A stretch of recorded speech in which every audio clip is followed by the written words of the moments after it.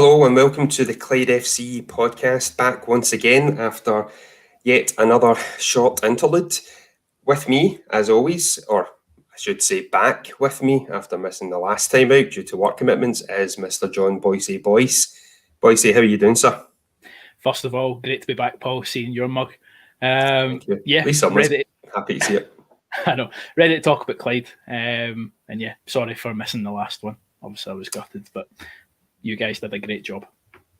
No, you say you guys, I think Dean went down a treat and I believe he'll be joining us next week.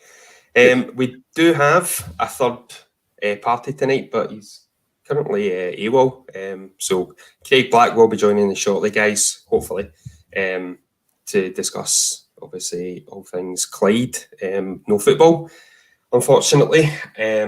We do have a couple of points, a couple of discussion points tonight, mainly the lockdown, and obviously looking ahead as to what the impact as and when the league restarts, if indeed, obviously, it does. But first of all, I would just like to take a couple of moments. Every Clyde fan who's watching will be, like myself, devastated to see that we lost yet another young Clyde supporter very recently. Craig McLaren, who passed away on the 12th of February at the age of just 24. I've taken a few bits, a few stories from the website, which I think are quite poignant. And given what everyone has been through in the past year, I would just quite like to read out these memories, some happy memories for his family. So Craig began to follow Clyde in 2020, along with his dad, Gordon, older brother, Jamie, and his granddad, Gordon. As a young fan, Craig enjoyed being able to talk to the players at match days as a mascot, and on occasions as part of the Clyde crew. The early years were special, with Billy Wee nearly winning the league. The trips to Dingwall, Inverness, Dumfries were not uncommon, and it was at Dingwall where Craig first found his voice, aimed mainly at the referee and linesman, don't we all, much to the appreciation and encouragement of the older supporters. He also took a Jack Ross clearance at Palmerston full in the face, threw his chips, and by the time Jack ran to apologise at the half-time whistle, Craig had pocketed many pounds to replace said chips. Not just content with following the Billy Wee, Craig, as a 13-year-old, was active with initiatives and fundraising for the Clyde Supporters Trust led campaign that backed the Billy Wee. He finally got to see Clyde promoted in 2019, and he enjoyed the excitement of all those playoff matches and even played a role in those much enjoyed videos and the memories of the great day of May the 18th, 2019. Craig was loved by everyone that his life touched, and he will be greatly missed. A fun-loving, sensitive, honest and genuine caring young man taken far too soon. For anyone who would like to pay their respects to Craig and to his family, you can do so by coming to Broadwood Stadium at 1 o'clock on the 3rd of March, where the cortege will stop outside the main entrance for a moment. I would just like to pass on my own condolences again to Gordon and all the family. And John, I know you knew Craig a wee bit better than myself. Have you got a couple of words you would like to say? Yeah, absolutely. I was shocked and saddened to hear this during the week. Myself and Craig both worked together at Tesco Craig Malloch, just up from Broadwood. And I saw him and his dad regularly at the Clyde games as well. One of the things that I always loved about Craig was the fact that even when he was at a Tesco shift, he would still take his high-vis jacket down from down trolleys and, go to Broadwood and try and catch a half of football and hopefully take the 3 points back with him. So that's just one example of how much he loved Clyde, and I think he's a familiar face at Clyde that'll, it's just a very sad time. So I'd like to pass on my own condolences to Gordon, Jamie, and the rest of the family as well. It's just a heartbreaking time. Yeah, it really is. And as I said, it's been a terrible, terrible time. We lost another young Clyde fan at the start of the year as well, young Robert.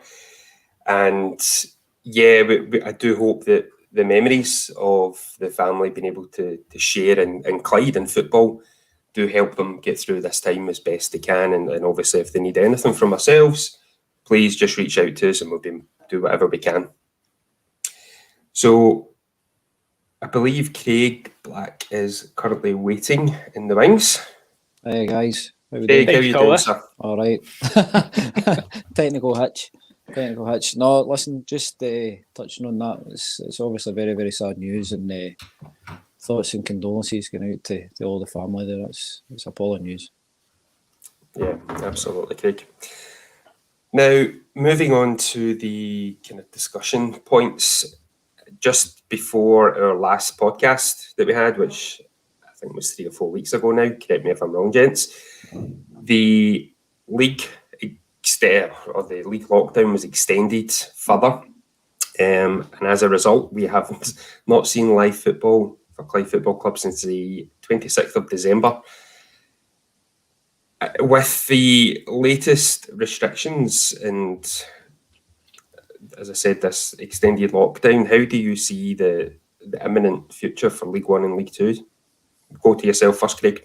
It's looking more and more impossible, isn't it? The fixtures, if we get going again, looking at March, we're going to have like Saturday, Tuesday or Saturday, Wednesday till the end of the season, and I don't know how sustainable that will be. I don't know how realistic it's going to be either. I heard today that the lower leagues, as in like the old Vauxhall Conference in England, have just stopped. It's not coming back on. I don't know if that's right, wrong, or indifferent, but yeah, I think it's the tier just below the top level of conference. I could be wrong in that, Craig. I'm not sure, but yeah, that news doesn't really fill us with a lot of confidence, does it, Boycie? Aye. No, I don't think so. I think it's the north and south below the conference that have stopped. But yeah, it's a difficult thing because you've got to look out for people's well-being, but at the same time, in my view, you've got to keep it consistent with the rest of the football.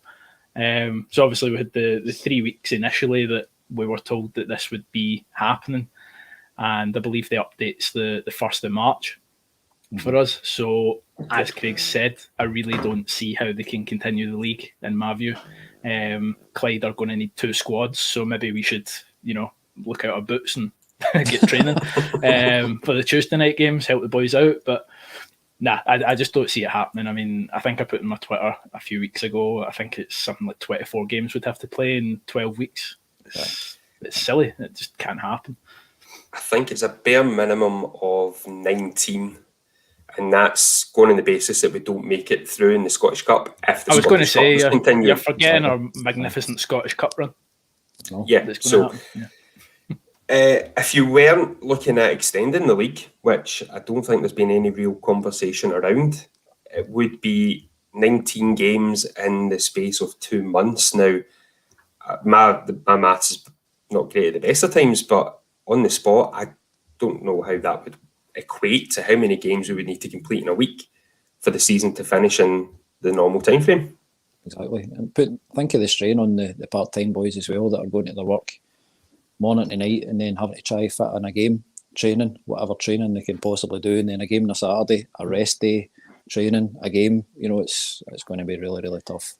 Yeah, absolutely. I think I definitely agree with that, and I hope the authorities that are kind of looking at this are considering that, the toll it's going to have on teams that have played less games.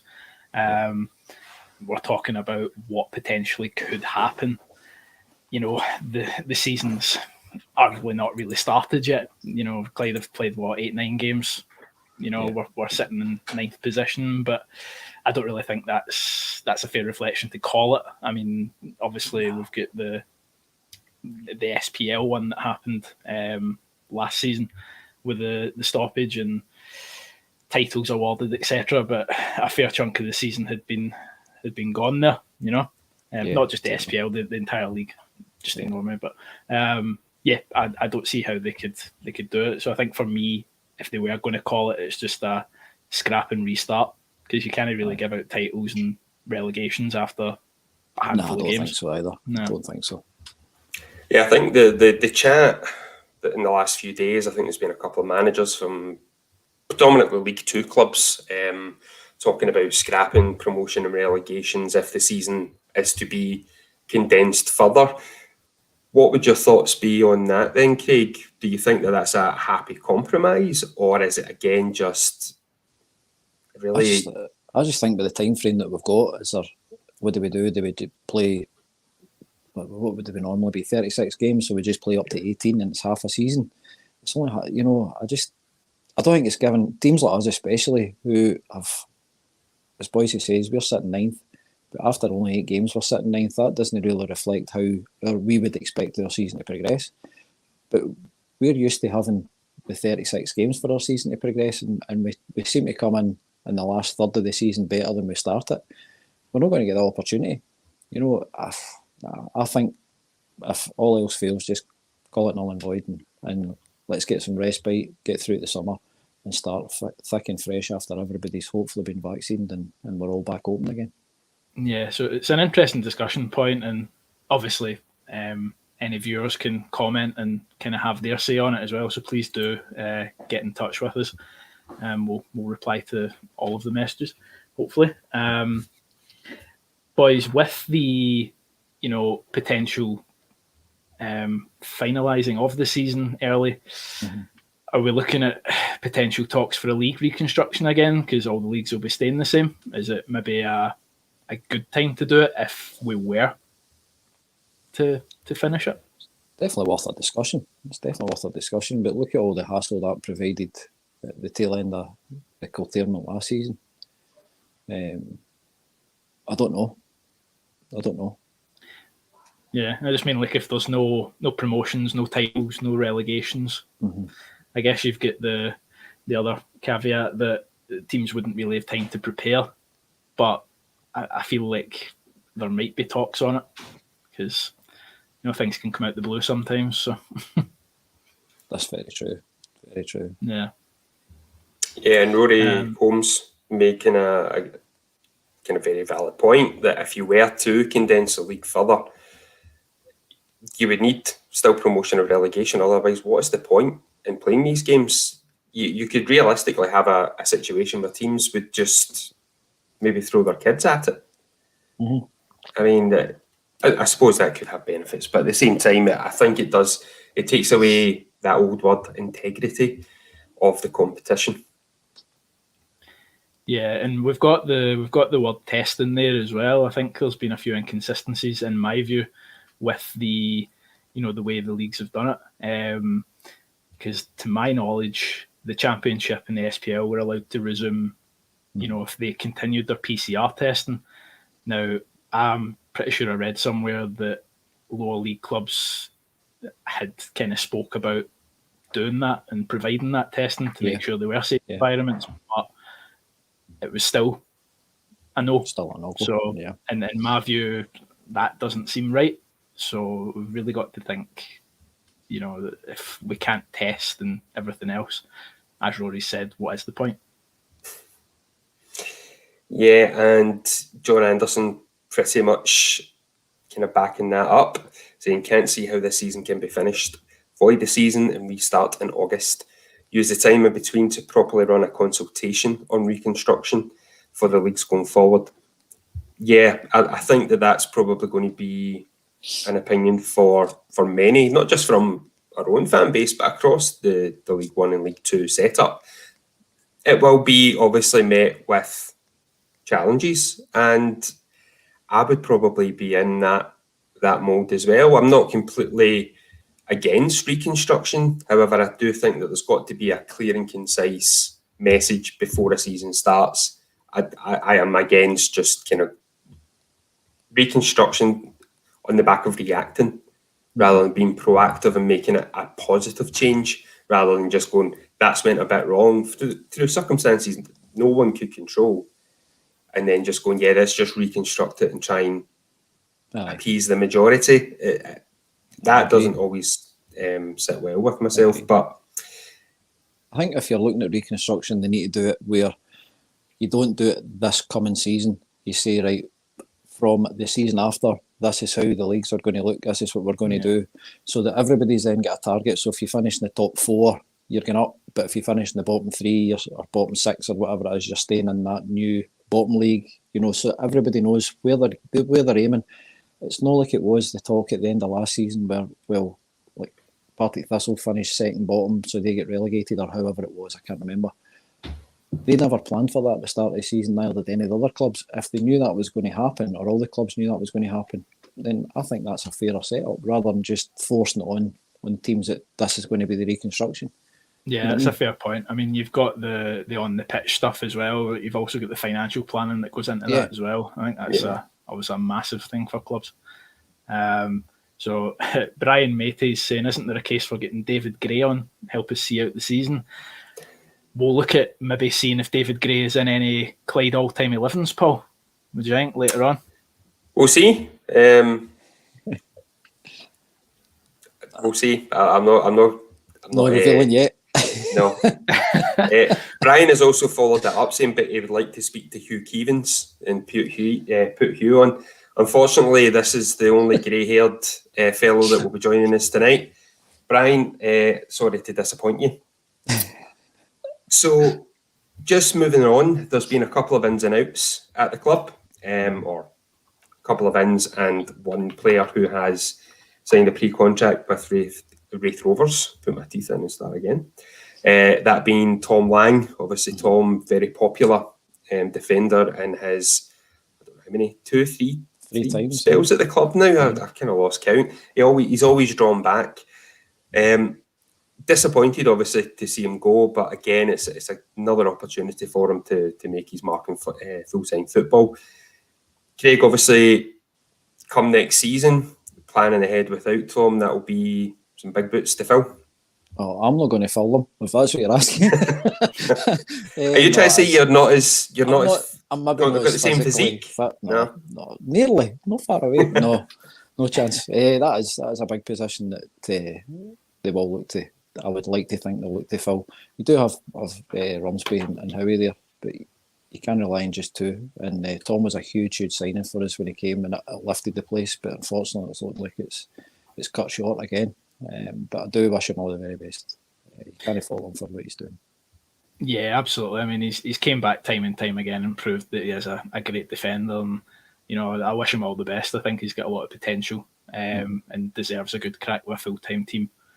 And Wraith seem to be doing quite well at the moment, so it's maybe a good fit for him. So we do have a couple of, speaking of potential, Aidan Cassidy has came in on an amateur deal. He's an 18-year-old defender. Danny seems to like him. So obviously this is a period, or before the lockdown, sorry. It was a period where players were maybe being let go by clubs and wanted a platform to show what they can do. So I think looking forward to next season, we might be in a similar situation where there's young, hungry talent looking to get games under their belt, and that might help out the club and them. In recent years, Clyde have kind of been that club where they've taken players in, Danny shaped them, and then they've went on to do bigger and better things. Hopefully we can be the team taking those players in the next few years, but yeah, no, I'd like to see some young talent come in and just have a good crack at it. Too right. Just another point by Ian Fitzpatrick, just stating that he does not believe the season will be finished. Player contracts and I'd imagine a curfew around the Euros won't allow for a season extension, and it's a very good point. Obviously, there is this take two attempt at the Euros, and by God, Scotland actually qualified for a change. It's typical. It would be our luck, gents. It would have to choose whether or not we were watching the Scotland Czech Republic game or Clyde versus East Fife. East Fife game. I mean, all day. it would still be the Clyde East Fife game, but it would be a pain in the backside to say a lot. No, true. I know. It's a shame. Not we're on to talk about Scotland, but it's such a shame that we actually managed to qualify for the first time in about 55 generations, and nobody's going to actually physically be allowed to be there. Especially listen, it's nice to be able to talk about it, isn't it? Isn't it? Now, have you got anything else you would like to talk about, incomings, outgoings, etc., or will we crack on now to what I imagine is going to be quite a debate over our all-time 11s? just a wee quick one. Jay Henderson leaving was a disappointment. He looked a cracking wee player. Player. So, but again, hopefully he does well back at St Mirren. Yeah. Before we move on to the all-time 11s, I do have a couple of things for discussion. So firstly, just on new signings, I guess, that are still at the club. We've got Marky Monroe, who's came from St Johnstone. He was on loan at Steny last year. He had been with us since December. He's a tenacious fullback and defender, who can kind of play in midfield as well. I think that's kind of what we need, guys, isn't it? Because what from the season that's just passed or ongoing, whatever it is, what do you think we really needed? What was that key position that you felt we had to fill? I still think there was something in the midfield that was just a defensive, sit in front of the back two type midfield player. Because as Ali Love, when he was on, said that although we get beat, we weren't getting, apart from the Edge game, we weren't getting to the sword, and it was simple mistakes or simple set pieces that were causing us the goals and causing us games. So they weren't far away, but it just needed a something. Now, I'm obviously not as tactical as Danny, but just needed a something. And that, to me, it was a midfield area. So we're scouting for a something, boys. Aye. Well, we're not quite sure what that something is, but that's what we need. That's if anyone has a something, let Clyde know. What about yourself, Paul? Yeah, I would agree with Craig, but I'll be maybe a bit more specific. Yeah, it was midfield. I think at times what we had last year, and we've discussed this obviously at probably fairly decent length. Obviously, we lost Ray Grant, who was masterful at times in the way he was able to protect the defence just from simple reading of the game. He was never a flashy player, but that is the one thing that we just did not replace, I think, this year. Obviously, that has maybe had an impact on the defence as well, maybe unsettled them slightly. We haven't defended well at key points in quite a few games. Otherwise, I think maybe just a couple of those defeats would already be draws, at least draws. So, yeah, it's difficult to say who, because we obviously we don't know budget. Is it going to be loan? Are we looking in the free market? That kind of thing. But I do think that there are players out there that could still do a job for us, and I do still trust. I would always trust Danny to find them. Absolutely, I trust Danny fully, and I'm sure the rest of the Clyde support do as well. I thought that Cammy Palmer looked like he was going to be that player from the Cove game. Absolutely boundless energy in that midfield and just loved a tackle, and that's what you love to see. Unfortunately, he's away now. He's away to Linfield. So that was a frustration. He came on to change that game, didn't he? Yeah. I reckon he'll be a cracking player. We'll see his name again. There's actually a comment. Sorry, boys, just fine. On Young. Well, it's Palmer, but I believe he means Palmer. Not sure who it is. I think it may actually be Kyle Aberkle, possibly. Not sure what the name is. Just saying, definitely needing a midfielder or two. Palmer sounds like he'll be a big miss, highly rated player, and Falkirk were after him before we got him. Now, obviously, away to Linfield. So, yeah, that was a big loss. He only played a handful of games for us, but he made an impact in all of them. Yeah, I think as well we need that, defensive midfielder that can do that Ray Grant work. But Ray Grant was that gem where he had an experienced head on the shoulders as well. He'd been at Norwich, he knew what he was doing. He was like a Rolls Royce, and I think we need that. I think we either need to find that type of player again, which might prove difficult, or get an experienced head in, an aged player. Hopefully, that's the thing. But I think a lot of them benefit we having with John Rankin there that season before as well. I think they learned an awful lot from him that carried them through into the following season. Yeah, I mean, there's nothing to say that Kevin Nicol, couldn't have been that player this year, but unfortunately, the season get cut short. So Well, might have been cut short. Might have been cut short. Don't jump. It's all up in there. It's all up in there. Yeah, one more wee thing, and then I'll hand over to you, Paul, for the Clyde All 11. Something that caught my eye a few weeks ago was the fact that the SPL SFA are looking at a concussion substitution trial, which I think is a fantastic thing. I mean, you boys know I'm a big NFL guy, and as soon as there's any hint of a concussion, those players get evaluated straight away, which I think is the right thing to do. And there's not been nothing really like that in our game, you know. So the stats of that are, it's going to go to a vote to all 42 member clubs, and it requires a 75% in favour. Now, I would be shocked if that didn't get a 100%. I don't think anyone has anything against that, so that's something to look out for as well, I guess, but something that I think can benefit the Scottish game. Totally. I think football's moved on for the dark ages now, hasn't it? Yeah. And that needs to move along with it. It's far, far too important. Yeah, I think when you look at the research that's went into, obviously, Alzheimer's, dementia, especially in ex-players, as they obviously get older, there seems to be this correlation between obviously heading the ball and obviously this terrible I hopefully, if this is a success, and I personally can't see anything against it, I can only see positive. Yep. So yeah, I'm quite looking forward to seeing how that plays out, Boise. Like you say, it does sound quite interesting and a positive change in hopefully the laws of the game. Yeah. Yep. Right. Well, we move on because I've been itching to see these 11s, guys. Now, please do in the comments slag us, berate us. I've got a funny feeling that we'll be rating maybe Boise's 11 more than myself and Craig's. Just because. Hang on.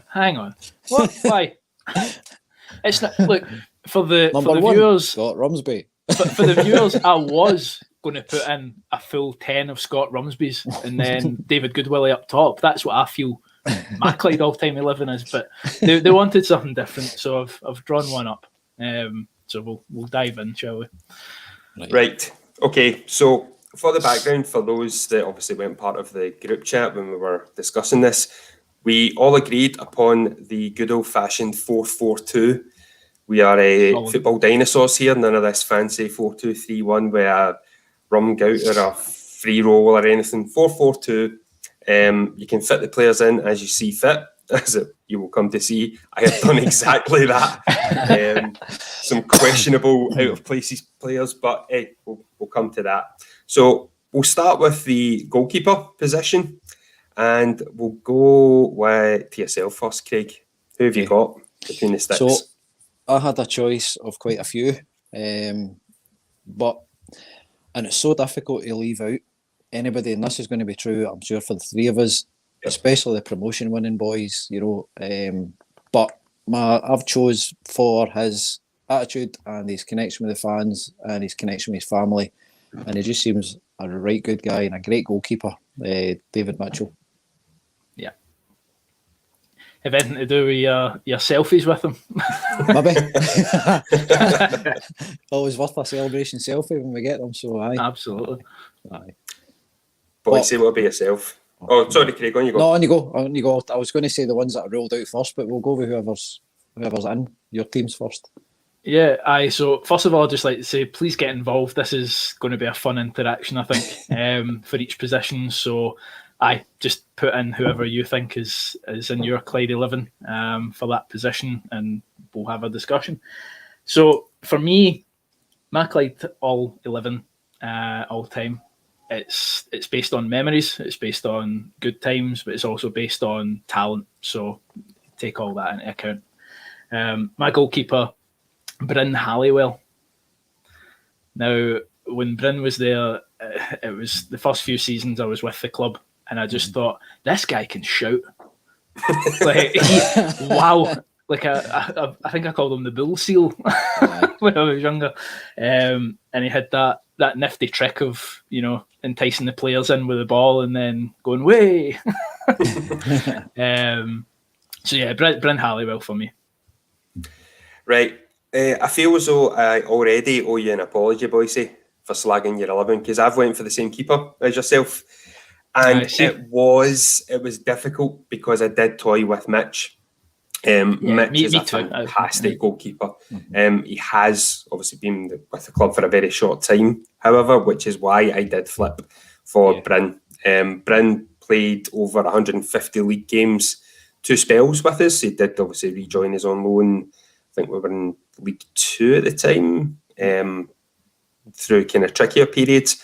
He was a great keeper. Not the best with the ball at his feet, I'm sure he wouldn't mind me saying. Generally speaking, if it was on the ground, the next thing would be an opposition throw-in, sadly. But as far as the rest of his game, it's a fair comment. He was a fantastic goalkeeper. It's a great shot stopper, wasn't it? Oh, fantastic reflexes. Questionable perm when he came to the club as well. Definitely. But he did obviously see fit to shave that off. Yeah, Boyce, you touched upon it. He was a wee bit of a wind-up merchant as well with the opposition.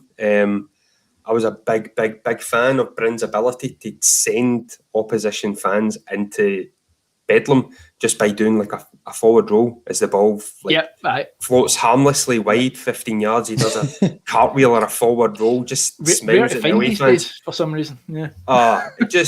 He probably gets sent off for it sadly these days. But yeah, fantastic goalkeeper.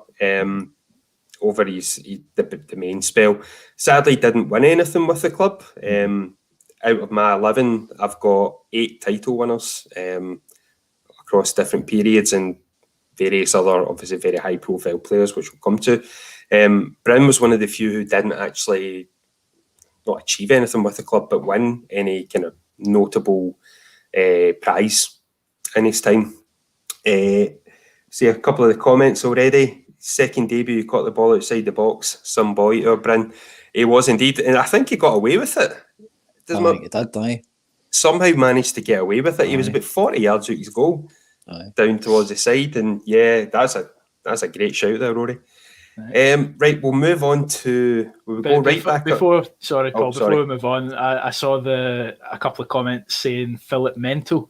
So I don't know if any Clyde fans remember, but there was a fantastic chant for him. So it was "Let's go Philip Mental, let's go Philip Mental." Na na na na. However, I remember at Annan away, we sang that, and it was just a mosh pit behind the goals.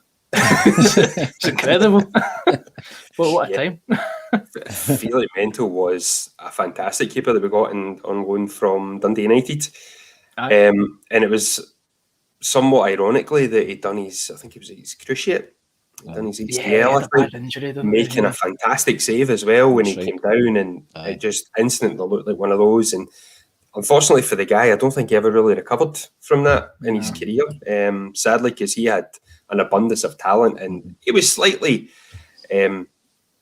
mental by name, mental by nature. I think he was quite what's the word I'm looking for? Flamboyant. Well, Paul, the ball. As you know, all goalkeepers, they've got to be a bit mental. Absolutely. Craig Chambers as well. Here, great shout. David Wiley was another fantastic. I've got him in my sheet goalkeeper here. For the club. I was flipping between David Wiley and Dave Mitchell. I remember David Wiley up at Wraith Rovers when we beat them in the cup. I think it was 3-4-0. We beat them, and he made a save on the goal line, but he was facing the fans, and he just kind of done a cigar thing, And it was brilliant. I think was it not famously in his debut. He arrived only about 10 or 15 minutes before kickoff. I think we were maybe playing Livy at home, and he arrived 10 minutes before kickoff. I think David he enjoyed the odd cigarette. As a goalkeeper, probably not having to run about as much. So I think that was always his celebration of choice, was to go outside and have a cigarette. Right, we'll move on. Okay. Are we happy? So Bryn Halliwell, are we going to do a combined 11? Let's keep. I'll keep note of a combined 11. You can keep score, right? Bryn takes the Bryn's 1 out of 3. Right. Sorry, Mitch. Please come back and do more interviews with us.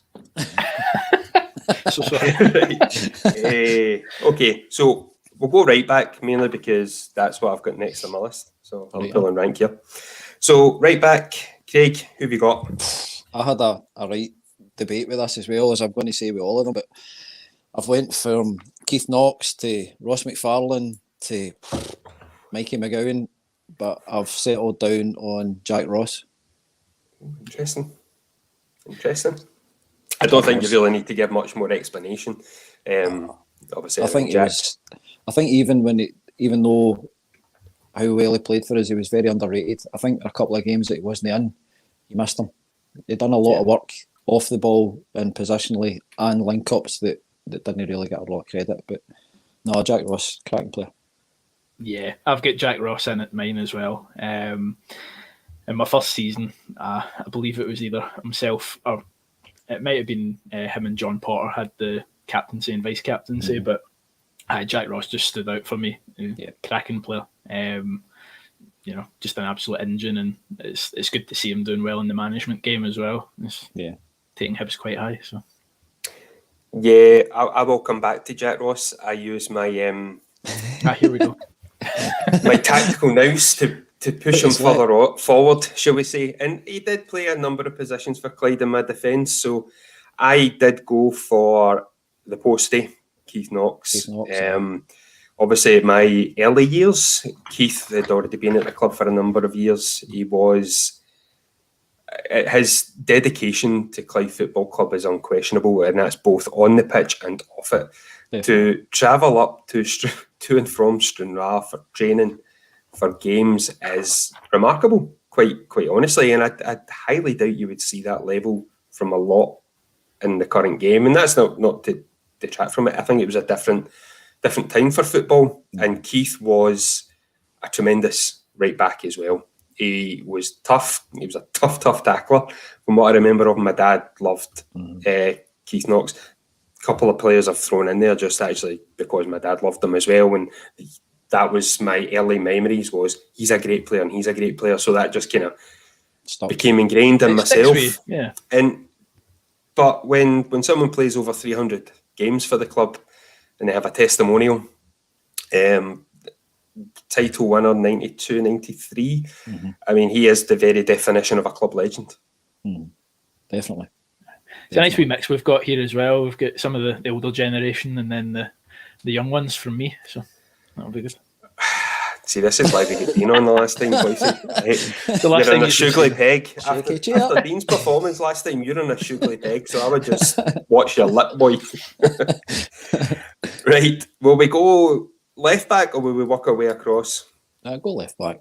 Go left back, right. Okay, Craig, take the stage, left back. So, do we do McNiff?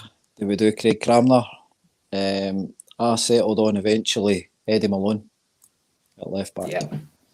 Eddie's a fantastic guy. He was one of those iconic players in that very, very famous game, and I just thought he's got that wee streak in him that was a bit crazy at times, a bit mental when he would go for it. But brilliant player. Yeah, I've got Eddie as well. What a fantastic floated corner he gave. It was brilliant. So all I remember from my first few seasons is just like this perfect ball over the head. It was brilliant. But yeah, as you said, like one of the players from the Celtic game, I think we'll probably have quite a few of them in our 11s. Just a cracking player. Came to Clyde quite young as part of the young generation that came with the trials, and yeah, he just went leaps and bounds. Yeah, Eddie was a warrior on the football pitch, and I think that's what endeared him to the Clyde faithful. He gave absolutely everything. If there was a 50-50, he would come away with the ball and or a booking. He was an absolute fan favourite, and not just for obviously that goal against Celtic, which is a phenomenal strike by anyone's book. Just phenomenal. I have went against the grain on this one, and I have shoehorned Marco McLaughlin at left back. Oh, just a fat man. Yeah, pretty much. There's no way I could have a Clyde 11 without Big Marco. And again, in my defence, in his very early Clyde career, he was originally a left back. I've got very, very fond memories of Marco just bombing it down the wing. He was a sight to behold, a beautiful sight to behold at that, I might add. Again, we're looking at another title winner, the Junior Revolution. And then obviously he came back to the club at the age of 39 and very nearly won promotion as well.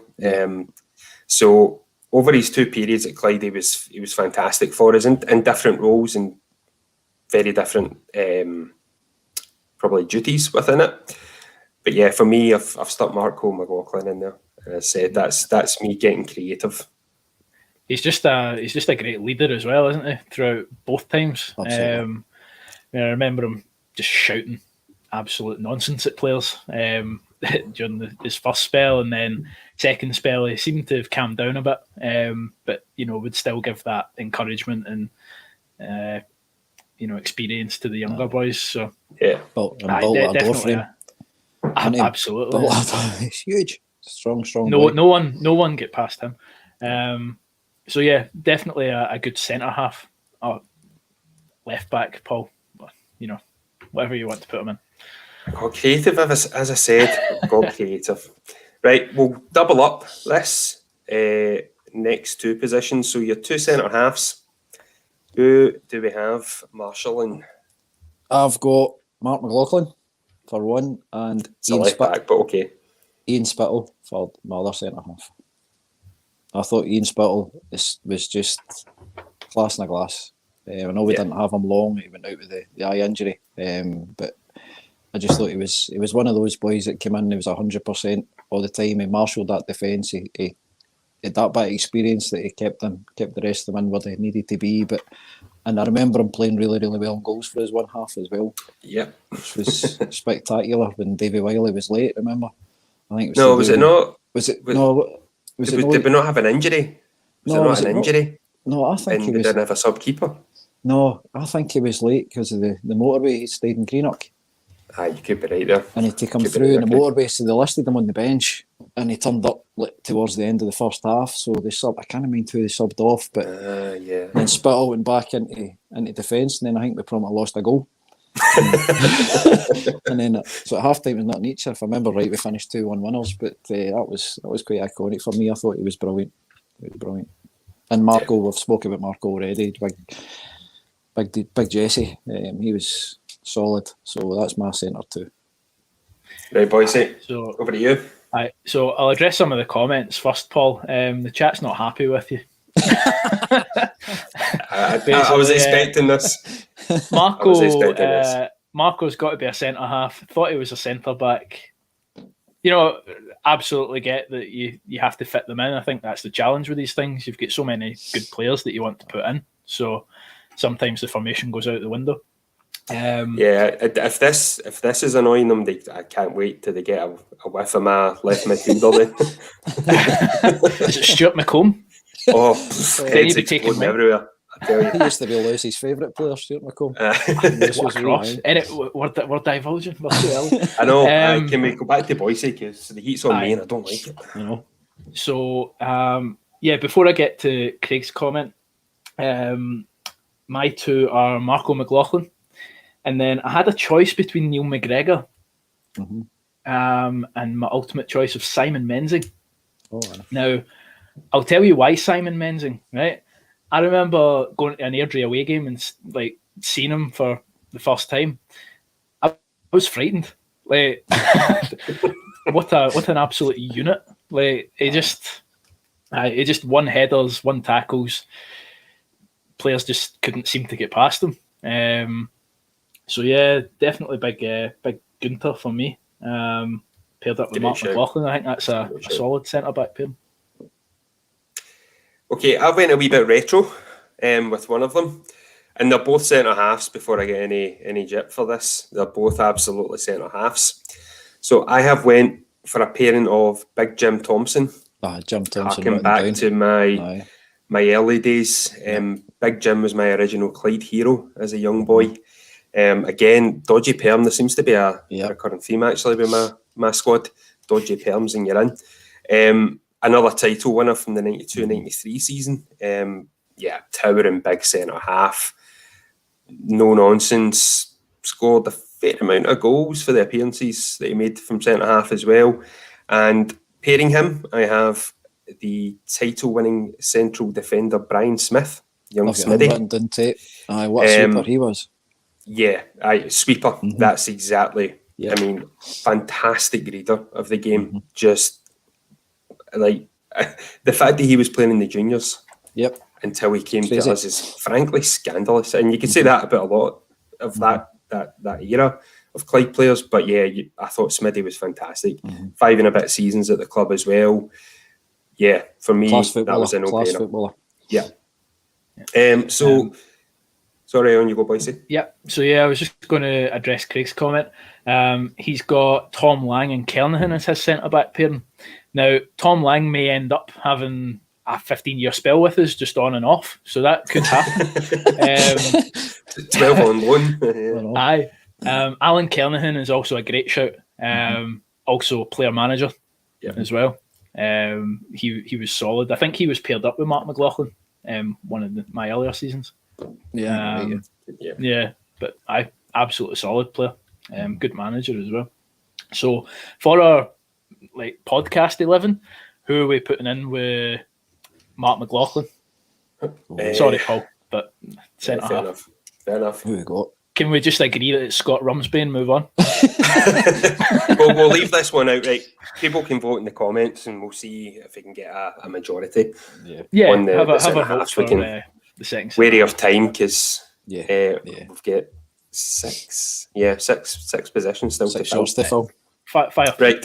Right midfield. Oh, that's my debatable position. That's the one that I really toyed on the most, and I made a last minute change. So I've went not all the players I've picked because I think they're the best players that we've ever had. I think some of them are just character, guts, 100%ers. I did have Brian Carrigan in there at my right mid, but I've swapped him out. No offence, Brian, sorry, for what was one of my favourites was Stevie Convery. Great shout. Absolutely love Stevie Convery. I thought he was just never the most talented, but I just thought he was crying. Yeah. So I put him in. Great shout. Yep. Great shout, Craig. So Rory's asked if Kareem Kerkar is not named in a single midfield, he's boycotting. Well, just you wait for mine. Just you wait. So my right midfielder, again, he has played there a few times. I would maybe rate him as a centre mid, but thinking back through my time, there's not really been a standout right winger. Like, I don't know, we've just not played in the wing much. So I've put Stephen O'Donnell in there. I think he could do a job at right wing. And I'm getting grief for right Mark McLaughlin at left back. I'm trying to fit in a couple of other good players at centre mid. Right, this is my childhood. Right? But Stephen O'Donnell, just obviously the Celtic game speaks for itself. Had an outstanding game. If anyone kind of remembers from the past few seasons, I actually wrote a Clyde all-time 11, which this has changed a wee bit from, and in the programme. And in the RL Lounge, I actually got to speak to Stephen O'Donnell about it and tell him why he was in my all-time Clyde 11. So the reason for that is it was just an engine. He just didn't stop, running. Just seemed fluid motion through midfield. Could pass. Could have long shots. Just an all-rounder really. So that's why he's in there for me. Don't know if you boys agree. No, I've absolutely no issues with Stephen O'Donnell's inclusion in the 11 or any 11. Great player. Obviously in his time with us under the Roberts and Joe Miller era. I have went for Jack Ross at right mid. He played a number of positions for Clyde, obviously right back and right mid. I preferred him at right midfield personally. I thought going forward he was fantastic outlet. Probably an underrated crosser of the ball. I think everyone remembers his ability to run. The defenders pushed him back, but he could whip in a decent ball as well. So, yeah, I've got Jacko at right mid. Okay, central midfielders. We'll move on. We'll do it in pairings. We're going to mix it up. We're going to come back to you, Boise. Well, before I give my actual two, I'll just quickly run through. So, I've now seen a comment from John Anderson saying McNiff ahead of Rumsby all day. We'll be having words after this, John. Absolutely not. So going back to Rory's point about Kareem Kerkar, I did think about it. He only played a handful of games, so he's not in there. 4, but I do have a total, but 4. Yeah, I do have a fun wee story about Kareem. So for Clyde fans that remember him, he turned up one day and played with blue Nike Vapors. In one of those games, me and my pal Ross McIntyre went down to the dugout, and I think I was in the phase of collecting autographs, right? As any young boy does with his football idols. And Kareem Kerkar was on the bench. So I think this might have been his second game, and we had seen that he was going to be a really good player. I don't know at the time if he had signed a pre-contract with Dundee United or not, but my pal Ross saw so much potential in him that he asked if he would join Celtic, and had a conversation with him about, you really should speak to Celtic. Have you heard of Celtic? Do you know? So he was trying to get them Kareem Kerkar. And I've got that autograph somewhere. It'll probably be worth a lot of money by now, I imagine. But my two centre mids are Stevie Masterton and Craig Bryson, simply for the fact Bryson is an absolute legend, a cracking player, and Stevie Masterton alone for that free kick at home against Hamilton for about 40 yards. So, yeah, that's my two. Yep. Craig, who have you got? Well, I toyed with quite a few again. Richie McCusker, even Charlie Nicholas, Chris McStay, Ray Grant, and I didn't put in Craig Bryson. Oh, no! I've went with two firm favourites of mine. Was Paddy Keogh and wee Andy McLay. I can forgive you. I can forgive you on that. That was it. Yeah. Andy McLay, I just thought was one of the wee guys that was the wee man syndrome. Hilarious, cracking wee player. Would fight anybody. Would bite anybody's ankles. Loved him. I thought he was brilliant. And Paddy, obviously, everything that he done with us he was just a touch of class at times. Again, legend. So that's my two. Yeah, I will come to Paddy Keogh later in my team, but it's centre mid. I have went for Craig Bryson, unsurprisingly, and I have went for Richie Rico McCusker. Bryson, it speaks for himself. I think he's arguably the most talented youngster to come through at the club in many, many years, if not decades. Went on to have a great career down south with Derby in the Championship, and obviously still plying his trade in the top flight in Scotland at the age of 36, 37 now, give or take.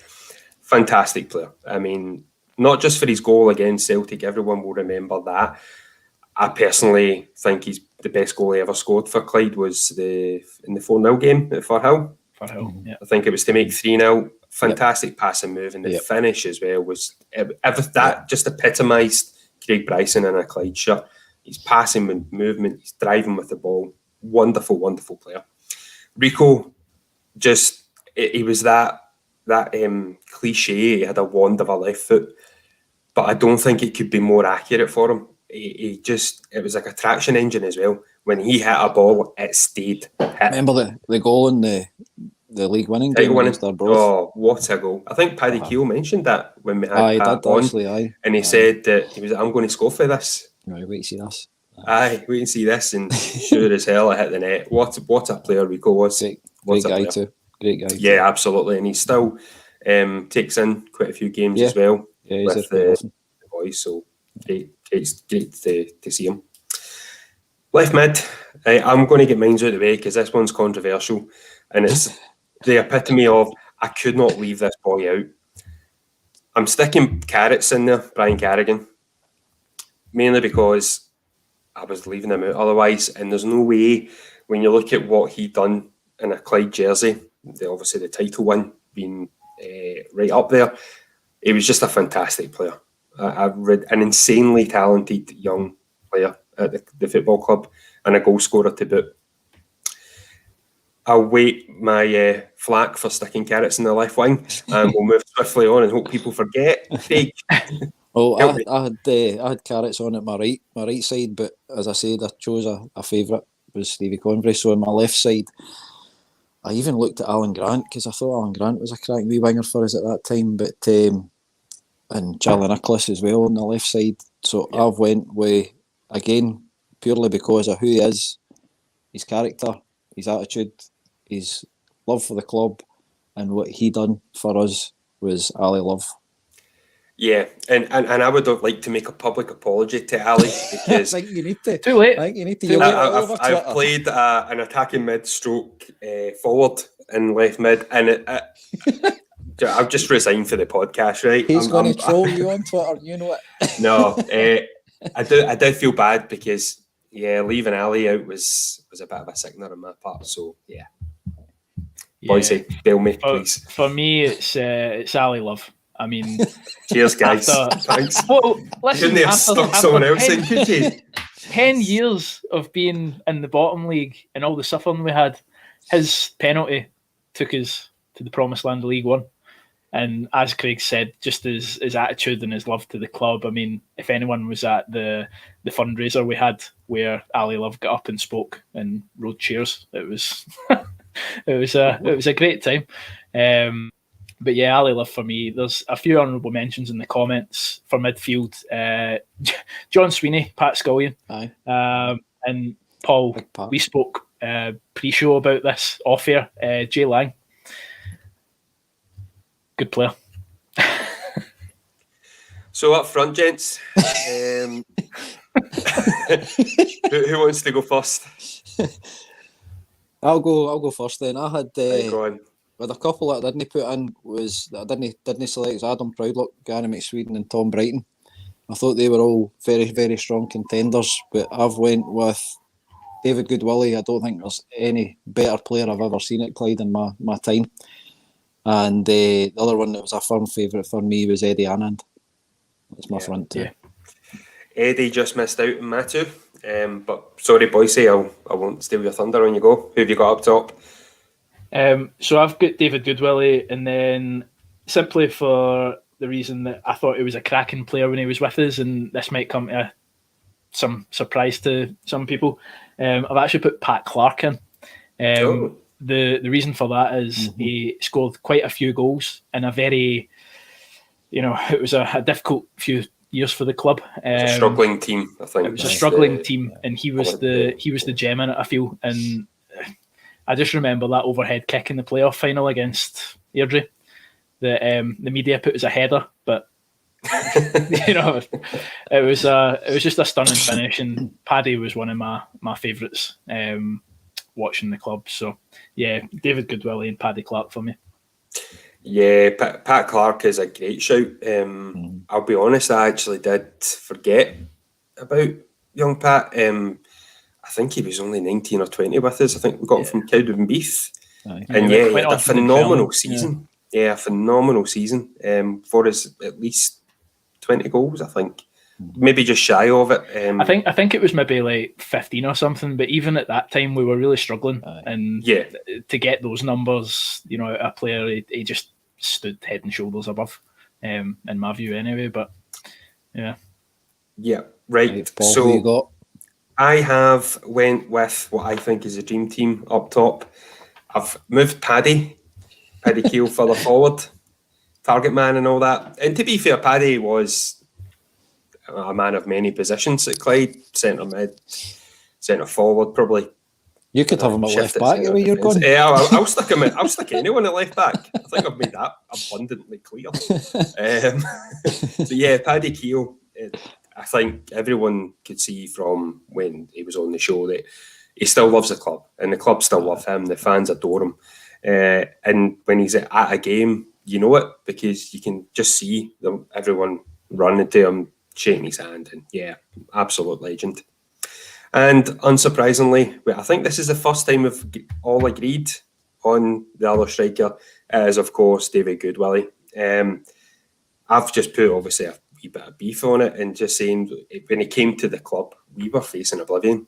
We were on a downward trajectory that just, no matter what was happening, we just couldn't seem to stop. He came along, and then I remember this game, we were 2-0 down at half-time to Elgin. Scored a hat-trick. Elgin, yep. And he single-handedly won that match.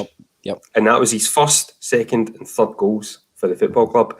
And I think that pretty much just set in motion what was going to happen for every other season that he's been with us, and hopefully many, many more to come.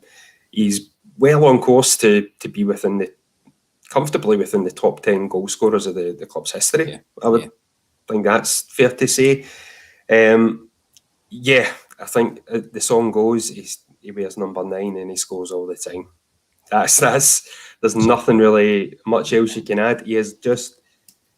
We're very, very, very lucky to have him. He's a phenomenal player. Phenomenal. Definitely. Shame we're cut short season-wise again. Missing out on players like that. Yeah, I do miss seeing him putting the ball in the net and doing one of his weird forward rolls in celebration. Yeah, Kieran Reynolds, that Elgin game was outrageous, man. It was many adjectives, and outrageous was one of them. It was a good penalty save by Gurley that day as well, wasn't it? That's right, Gurley saved a penalty. Great. 3-2 each, I think it was, or something. But aye. You've got to think as well that sort of result from 2-0 down at half time when the club's like struggling, that could have been, or that probably was the catalyst. Well, when you look at the points between ourselves and Cowdenbeath, who obviously finished bottom that year, we finished second from bottom. I think it was only 1 or 2 points in it at the end. So you can look at it in isolation and say that 45 minutes from David Goodbilly saved us a potential relegation playoff. Totally. He obviously scored with the now infamous hand of Goody away to Montrose. Yeah. Yes. I still think it's questionable. I'm sure he flicked it with his head at one point. I think someone's mentioning here he's 5 goals against Cowden, but I think it was Stranraer. It was a Stranraer game that he scored 5 in. And to be fair, he probably could have scored double. Aye. Max Curry had an unbelievable game for Stranraer that day and still conceded 6. Yeah. So, boys, have you tallied this up so that you can do a quick 1 to 11? Or I think there's a few spaces missing that we'll need to discuss, but certainly we'll have something up on the Twitter. Yeah, we'll get it up on the Twitter account with what you guys and ourselves have concocted as the ultimate Clyde 11, our own little Frankenstein baby. And certainly your lineup anyway. Apparently so. I'm going to go and drown my sorrows and play Football Manager, because that never disagrees when I play players out of position. Listen, gents, thanks very much for your time, and obviously thanks for your input with your Clyde 11s. Thank you, everyone who has joined in the comments. It's been great, obviously reminiscing of old players. I would just like to... for me, if I can, quick thanks to Cameron and Lewis for helping me with my 11, and also Jamie and Travis for their input as well, because they brought some memories back from it. It was quality. Boys, who are you thinking? Kirsty or? Yeah, absolutely. All the time. Safe. Just want to say, hopefully everyone stays safe during this, absolutely difficult time, and hopefully we'll be seeing each other soon at Broadwood. But definitely take care, everyone. Yeah, no, absolutely, and we will try, obviously, to have content for you back on a weekly basis. Obviously, we'll do our best with no football to talk about. Hopefully, get a couple of interviews lined up. Stay posted on our Twitter accounts for updates on that. Just finally, just to reiterate, obviously, the point at the start of the show, if any fan does want to pay their respects to Craig McLaren, you can do so by coming to Broadwood Stadium, the main entrance, on the 3rd of March at 1 p.m, where his cortege will be coming and pausing for a moment. Again, just to reiterate, we do pass on our sincere and heartfelt condolences to your family. Absolutely. So, until next time, everyone, stay safe and come on the Bully Wee. On the Clyde.